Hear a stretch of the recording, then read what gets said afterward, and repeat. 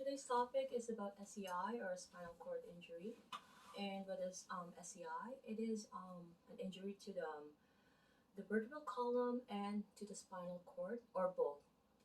And the cause of it could be a trauma, an indirect trauma, or a direct trauma.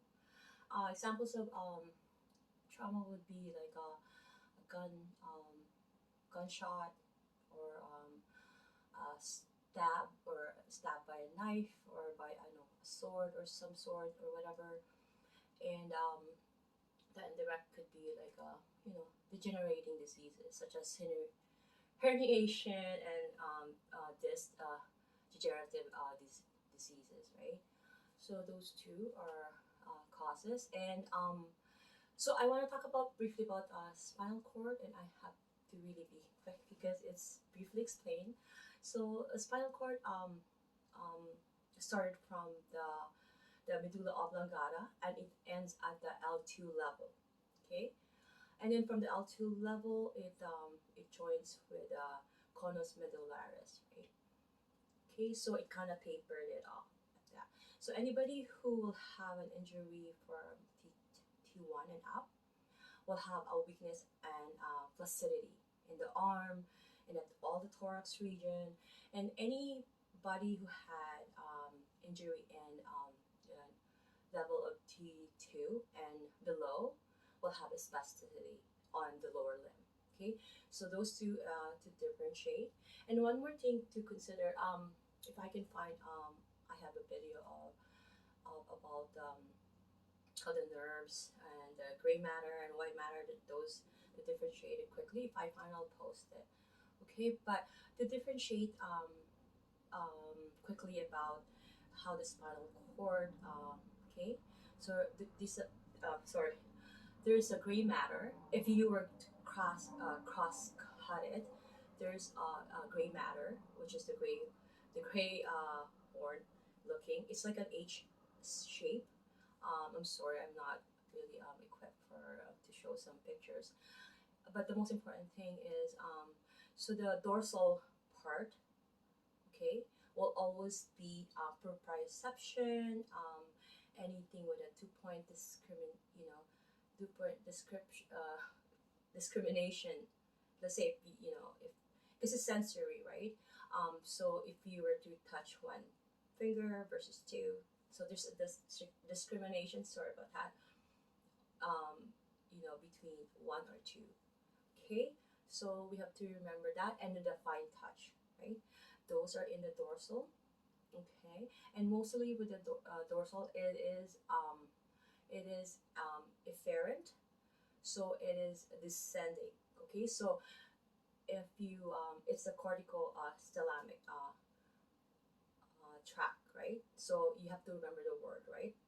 It's coming from the cortex down to the spinal cord, whereas the lateral will be the lower limbs, okay, and the anterior or the ventral will be the motor part.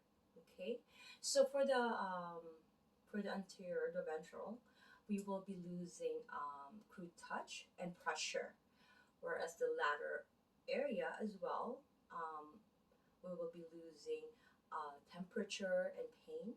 Okay, so I mentioned at the back, we will be losing that proprioception, 2 point discrimination, and also the fine touch.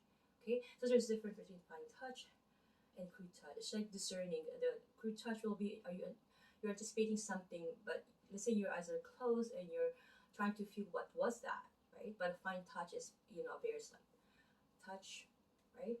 And with the lateral white matter is where the pain and temperature. When you say temperature, can you distinguish between hot or cold? Okay, so I'm going to my notes now and to see what I can share. So we all know that there are seven cervical vertebrae, there are 12 thoracic vertebrae, and there's five lumbar vertebrae, and there's also five sacral vertebrae. And there's that fused one, the sacrum, which became the coccyx. It used to be four, and as you grow mature joints. I have another video about that too. If I can find it. Okay, it will give a brief detail specifically for that. Okay, so I'm going to explain okay, the types of or manifestation. Let's say if a person had injury in the cervical region, okay, for anything from C. Usually, the most common is C4 to C6, right? So from cervical region, let's say if they have some injury in there, they'll have the, they'll have four limbs affected. Quadriparesis. I'm sorry, or quadriplegia. You see, this is similar to what I did a blog about the hemiplegia or stroke. Uh, this is I explained also the difference. So if it's quadriplegia is 4, if it's tetra is 3, if it's dia is 2, and hemiplegia is just 2 but upper and lower, one upper limb and one lower limb. Okay, so it's like the cross sectional body. Okay, so I'm going to be talking about there's also a type of a complete and incomplete. So if a complete, it will be total paralysis, and within 2 years, even if they survive, it will it will be it will have a hard time to survive that point. But some cases would, but it's just because it affects all the motor, sensory, and the autonomic, and all that. So motor function. Keep in mind that we breathe through our diaphragm, right? And diaphragm is a muscle. It's a big muscle. So if it's affected, there's no way to survive after a period of time. But there's a ventilation or inhalation that was developed in the 1950s or 60s, which helps with these cases, just like the poliomyelitis, which is I have another video to post. Okay, so I'm gonna be talking about the different types of incomplete. Okay, so incomplete, the name is the central cord syndrome.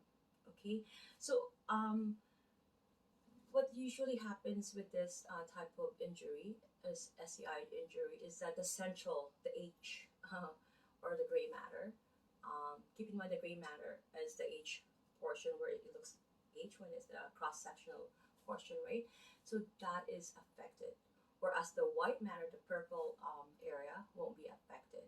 Okay, so that will be interesting. Okay, and the causes could be there's a direct trauma to the spinal cord, or if there's any degenerative disease, like I mentioned earlier, or herniation that happens as we age, and that could happen. Okay, so what impairment would happen is it will have a damage or great loss of motor and sensory function. Sorry about that. My pronunciation sometimes. Sorry. And then if there's a bowel and bladder function um, dysfunction, usually, then you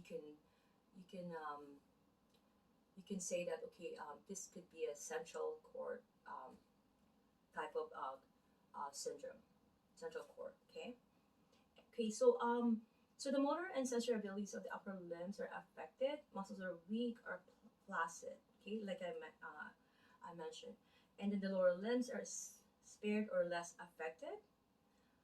This occurs because the cortical spinal tract is organized such that the control of the arms is located centrally, and control of the legs located laterally. Right. Okay. So the white matter, the control will be for the legs will be the lateral. Okay. It's centrally is the thorax, and then the arm. Okay. So another type will be the Brown-Sequard syndrome. So this is basically the damage to one side of the cord, right? And if causes a stabbing or anything like a gunshot wound. So what's happening is that ipsilateral, or just one side of the body is affected, right? Or had that SCI. Okay, so there's a decrease or absent motor function. Um, So proprioception and vibration and 2-point discrimination, but normal pain and temperature perception. Okay, so that's on the same side of the lesion. That's the ipsilateral.